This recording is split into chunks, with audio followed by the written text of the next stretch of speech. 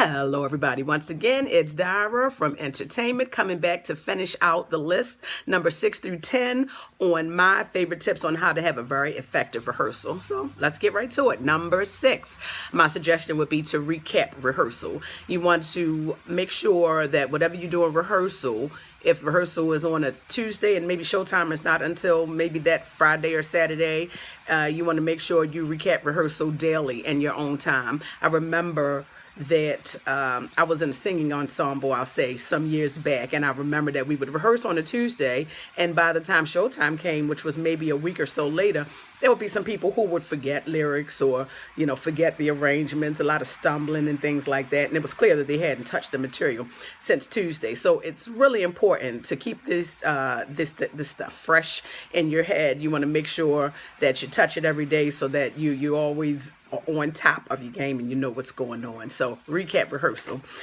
Number 7, you want to make it your job. You want to, unless music is definitely just a hobby of yours, and that's fine, something that you want to do in your own spare time.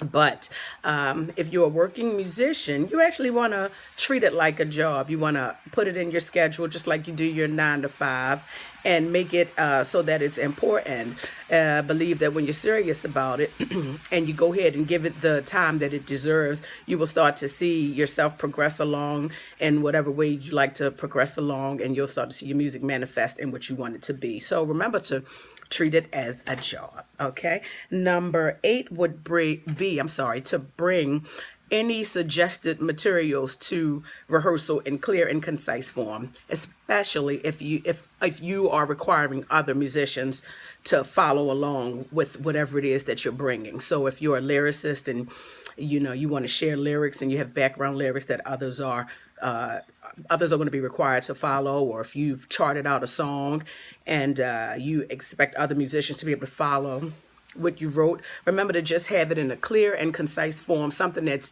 easy to follow. Unless it's your personal sheet, then by all means write it in a way in which you can understand. But if others are going to be required to follow along, you want to make it easy to read, easy to follow, so that we can move through rehearsal once again in a very effective way and not waste a lot of time fumbling, with a lot of mistakes and corrections. So number 9, you want to practice like it's showtime.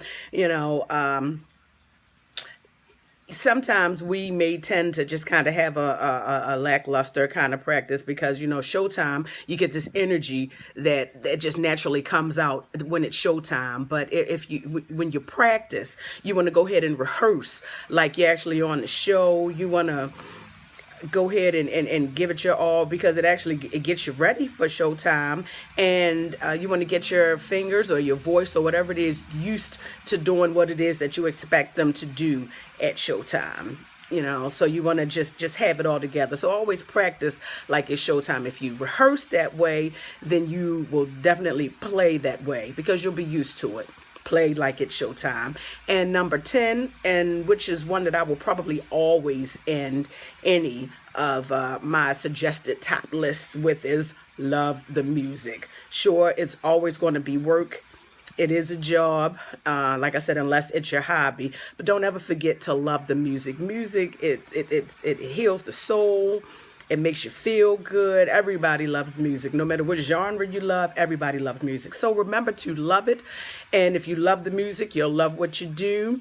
If you have some issues, leave them at the door. Come on in and get the rehearsal done. The issues will be there when you get back to pick them up. But come on in the rehearsal, love the music, let the music do what it's supposed to do.